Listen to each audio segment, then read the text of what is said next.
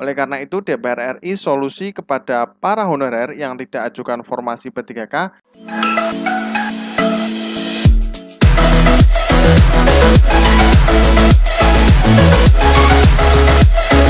Assalamualaikum warahmatullahi wabarakatuh. Selamat datang di channel Kabar CPNS P3K Kesehatan. Semoga teman sejawat dilindungi oleh Tuhan Yang Maha Esa. Teman sejawat yang baru tahu channel ini, silakan subscribe dan bunyikan tombol loncengnya agar tidak ketinggalan informasi tentang kabar CPNS dan P3K yang terbaru. Oke teman-temanku sekalian yang berbahagia, nah ini ada sebuah informasi teman-teman ya. Nah ini menjelang P3K di tahun 2023 ini teman-teman ya, dan juga PNS. Nah ini ada berita yang terbaru. Nah seperti apa? Nah ini teman-teman ya, solusi DPR untuk nasib tenaga honorer di daerah yang tidak ajukan formasi P3K semua bidang wajib tahu teman-teman. Nah ini sumbernya lengkongayobandung.com teman-teman ya. Nah ini memang beredar bahwa ada kurang lebih 51 instansi itu tidak mengajukan usulan formasi ASN baik itu CPNS maupun P3K di tahun 2023. Nah, ini kita bahas teman-teman ya. Pengusulan mengenai formasi ya CPNS dan P3K tahun 2023 telah ditutup oleh Kementerian Pendayagunaan Aparatur Negara Reformasi Birokrasi atau Kemenpan RB pada 7 Mei teman-teman ya. Namun para pejabat pembina kepegawaian atau PPK tidak memanfaatkan perpanjangan waktu pengisian e-formasi dari 30 April hingga 7 Mei padahal hal tersebut sangat dinantikan oleh para honorer. Nah, diketahui sebanyak 51 instansi tidak mengajukan usulan formasi ASN baik itu CPNS maupun P3K di tahun 2023. Nah, ini teman-teman ya. Jadi 51 instansi ini tidak mengajukan usulan. Nah, memang penutupan melalui e-formasi itu 30 April sampai 7 Mei. Nah, sebenarnya ini untuk penutupannya itu 30 April, tapi kemudian diperpanjang hingga 7 Mei, teman-teman ya. Nah, ini pengisian e-formasinya. Nah, ini datanya itu langsung ke BKN, teman-teman ya. Nah, kemudian sehingga P3K Guru 2023 yang masuk dalam pendataan hingga 7 Mei sebanyak 278.102 atau 56% dari total kebutuhan P3K Guru yang seharusnya sebanyak 601.174. Nah, hal ini menyebabkan banyak instansi yang tidak melakukan proses pengusulan formasi dan ini dapat berdampak pada nasib honorer. Nah, dengan tidak mengajukan formasi ASN, mereka tidak akan memiliki kesempatan untuk mendapatkan jaminan hidup yang lebih stabil dan status yang lebih jelas. Berikut 51 instansi yang tidak mengajukan formasi di ASN tahun 2023, teman-teman ya. Nah, ini Kementerian Koordinator Bidang Kemaritiman dan Investasi, 2 Badan Standarisasi Nasional ya, kemudian 3 Badan Meteorologi, Klimatologi, dan Geofisika, 4. Kepaniteraan dan Sekretariat Jenderal Mahkamah Konstitusi RI, Badan Nasional Pencarian dan Pertolongan.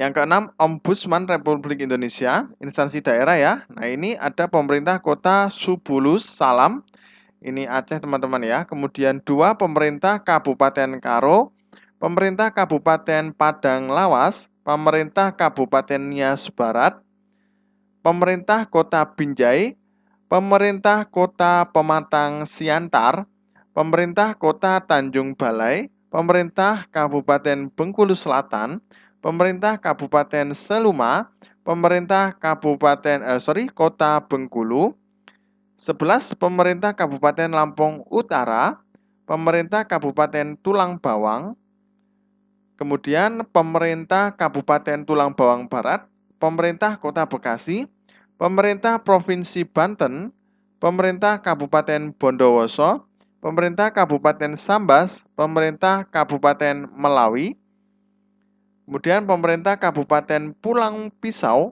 pemerintah Kabupaten Mahakam Ulu, pemerintah Kabupaten Berau, pemerintah Kabupaten Gorontalo, pemerintah Kabupaten Poso, pemerintah Kabupaten Takalar, pemerintah Kota Palopo, pemerintah Kabupaten Mona Barat, pemerintah Kabupaten Gianyar,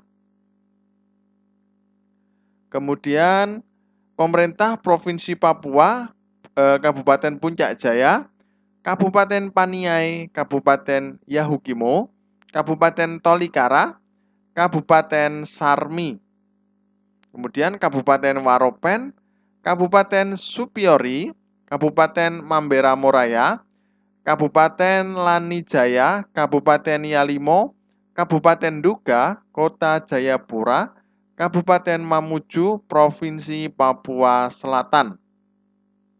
Kemudian pemerintah Provinsi Papua Tengah, pemerintah Provinsi Pegunungan, pemerintah Provinsi Papua Barat. Nah, pada tahun 2023 ini nasib honorer menjadi perbincangan yang hangat. Banyak dari mereka yang mengharapkan untuk pengangkatan PNS tanpa tes. Nah, sedangkan untuk keberhasilan ini tergantung pada usulan formasi yang diajukan oleh instansi. Namun, 51 instansi tersebut tidak mengajukan formasi akibat terkendala salah satunya anggaran, teman-teman. Ya. Nah, karena memang nantinya untuk perekrutan P3K nantinya akan dananya diserahkan dari pusat ke daerah itu melalui DAU. Jadi nanti dana alokasi umum itu nanti semuanya akan dipisah-pisah teman-teman ya, dibagi-bagi. Nah, termasuk di kategori P3K ini termasuk dana alokasi umum. Nah, kemungkinan kalau tidak mengajukan formasi berarti karena salah satunya anggaran, karena tiap daerah itu berbeda-beda teman-teman ya untuk pendapatan. Walaupun ada DAO, tapi pendapatan per daerahnya sendiri juga harus banyak teman-teman ya. Nah, adapun dampak yang diakibatkan karena tidak mengajukan formasi ASN adalah terganggunya pelayanan publik di instansi-instansi hingga terhambatnya proses pembangunan di wilayah yang terdampak. Kemudian honorer seringkali berperan penting dalam mendukung pembangunan sektor, maka dengan tidak adanya pengangkatan mereka sebagai ASN, mungkin pembangunan di wilayah tersebut tidak akan berjalan dengan lancar. Oleh karena itu, DPR RI solusi kepada para honorer yang tidak ajukan formasi P3K, mereka bisa mengikuti tes P3K paruh waktu, teman-teman ya. Nah, ini untuk solusinya teman-teman ya. Kalau teman-teman yang nantinya di daerahnya tidak mengajukan formasi bisa mengikuti tes P3K paruh waktu. Nah, P3K paruh waktu merupakan unsur baru dalam ASN sebagai wadah seluruh tenaga honorer yang seluruh ketentuannya telah termuat dalam RUU ASN yang akan segera diresmikan Jokowi pada tanggal 16 Agustus 2023 mendatang.